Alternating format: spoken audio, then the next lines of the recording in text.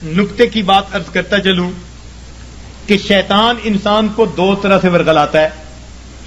شیطان انسان کو دو طرح سے ورغلاتا ہے، ایک شہوات کے ذریعے سے اور دوسرا شبہات کے ذریعے سے. شیطان انسان کو دو طرح سے ورغلاتا ہے، ایک شہوات کے ذریعے سے اور دوسرا شبہات کے ذریعے سے. یعنی کچھ تو ایسے ہوں گے کہ وہ شہوات کے گناہوں میں لگے ہوئے ہیں، بد نظری میں، گناہ میں، زنا میں، فلاں میں. یہ شہوات کے گناہ ہیں جو مال سے تعلق رکھتے ہیں یا جمال سے تعلق رکھتے ہیں.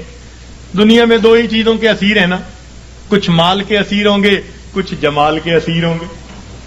تو شہوات کے ذریعے سے شیطان بہکاتا ہے، اور جن پر شہوات غالب نہیں آتی، قابو میں رہتے ہیں، ان کو شبہات کے ذریعے سے بہکاتا ہے.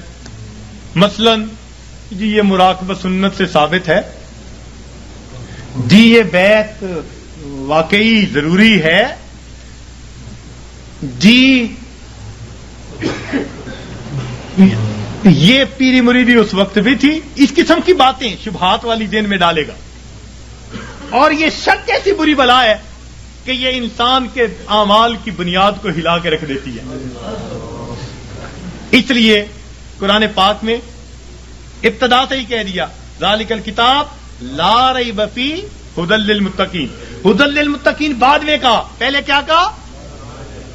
کیونکہ شک کے ساتھ پڑھو گے تو پھر ہدایت نہیں ملے گی. نبی علیہ السلام نے دعا مانگی، اللہم انی اعوذ بک من الشک والشرک والشقاق والنفاق وسوء الاخلاق. تو شرک سے بھی پہلے شک سے پناہ مانگی. یہ شک بڑی بری بات، اتنی بری کہ بندے کے ایمان کو بھی ضائع کر کے رکھ دیتی. تو دین اسلام کی باتوں میں شک، جی یہ مولویوں کی بنی ہوئی باتیں ہیں جی، یہ آپس میں بناتے رہتے ہیں جی، کرتے رہتے ہیں جی، یہ بھی کون سا ضروری ہے جی. شک ہو گیا، ہماری جی کہاں ہماری سنتا جی، مانگ مانگ کے جی عمر گزر گئی، ہماری تو سنتا ہی نہیں. تو یہ شک کے ذریعے سے یا شبہات کے ذریعے سے یا شہوات کے ذریعے سے شیطان انسان کو بہکا دیا کرتا ہے.